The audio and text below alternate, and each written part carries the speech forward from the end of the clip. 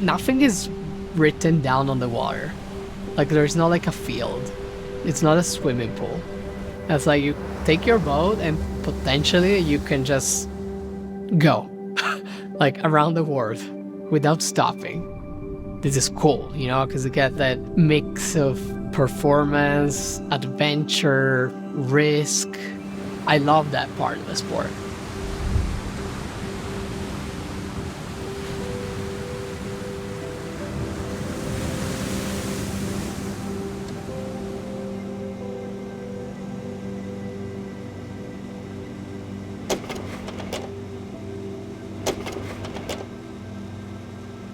We were spending most of the summer on the boat, and we were just living on the boat, even if it was just on the dock.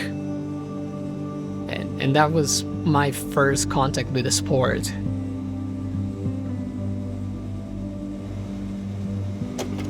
My dad was absolutely like probably the biggest ally that I had in life. He never put a limit because girls has to play with dolls and boys plays with trucks. And I never been put in that situation where I had to like force myself to be someone else. So when he got sick, he got leukemia. And unfortunately, something bad happened, meaning that he was not able to fight the cancer. So he died, and that was tough. That was a tough moment. I had all my family around, and the only thing I wanted was just everybody goes away. Like, I don't need this. No one will bring that person back. And then I got into sailing. It was not really because my dad was so into boats or he had this like dream to see me as a sailor. It was my way to deal with that grief. The sport gave me also that freedom and that way for me to have time for myself and time to just focus on something. I really want to get better at it because I really want to get into the best events in the world. Like I want to be sailing at a world championship. I want to be sailing at the Olympics. I want to like represent my country in the best events in the sport. And I was not the most talented, and I know that, and I always like admit it, but I worked so hard for it, like so hard. And I always had that in every single sport that I did. Losing makes you stronger if you are able to understand why you lose and how to get better from it. There is a lot of work, there is a lot of like scheduling, try to put all the pieces together and make sure that it match with your life. And I found that being of the success and also the reason why at 36 I'm still at the pinnacle of the sport and doing it and keep learning and keep craving new challenges. The journey is the best part of all of this. Of course, all the Olympic sailing and beyond the Olympics is probably every athlete dream, but at the same time it's really hard to think about like a pathway for, especially the future.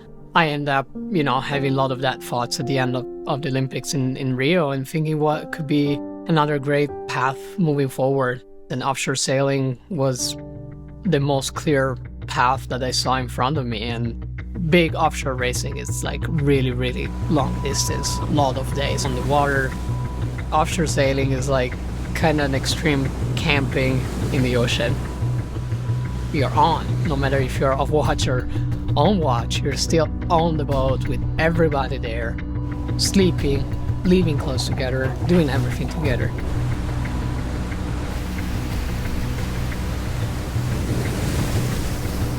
We're so small when we are in the ocean. We're nothing. We are nothing compared to the environment around us. And still we go out there and we challenge it. And it's the same in the mountain.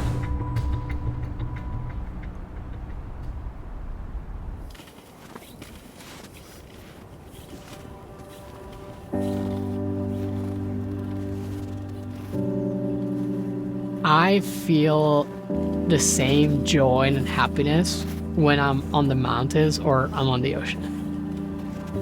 The waves, the wind, just the brutal environment, and knowing that you're just a little tiny nothing. It's kind of the same feeling that I have when I'm like on the mountains.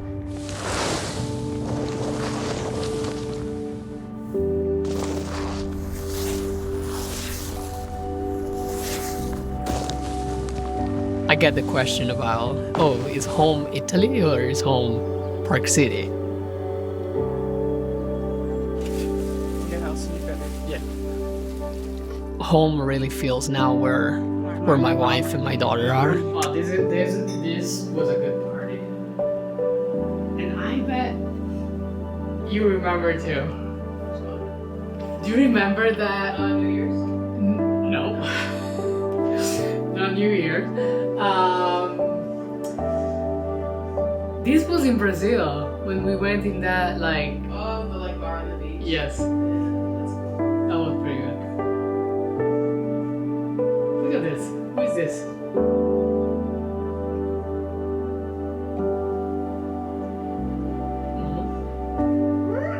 Yeah. Harriet has endless opportunity to do so many different things outside, and I think that's the best we can do as a parent, is just give her as many opportunities as possible to find her way. I hope she will just find different opportunities that will be equal. I really hope that she can just get in that room and sit on the table and look around and feel like I belong. Cool. I love. Wow. The best feeling that you can have when you're part of a team is that you feel you belong. It feels like you're absolutely safe because everybody feels that they can bring their true self with all our differences. I really believe that diversity is a strong tool. I still feel sometimes quite lonely being, a woman in the sport. And I can't even imagine being in someone else's shoes that have even less privilege. After the last race, I felt like, wow, I have a voice. I want to use this voice. The sailing industry seems to still be stuck a little bit in the past, and we got to the point that it's not good enough anymore, and it's not enough for not only women in the sport, it's not enough for a lot of minorities. There is just a massive disconnection between people and outdoor, and that disconnection creates also other issues. If I don't feel loved, why should I love something? If I don't feel that the sailing community, the maritime industry love me, why should I love the ocean and respect it and not trashing it? It's the same with the mountain.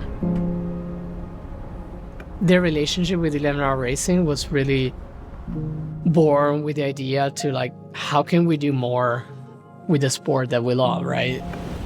If we are saying that we believe that women has to get paid properly for the work they're doing, then we need to pay them. We can't just go out and be like, oh, we believe in that, and then there is free internship. That's the cool thing about the partnership, is that we got to the point where we were both like, okay, yes, we want to do that.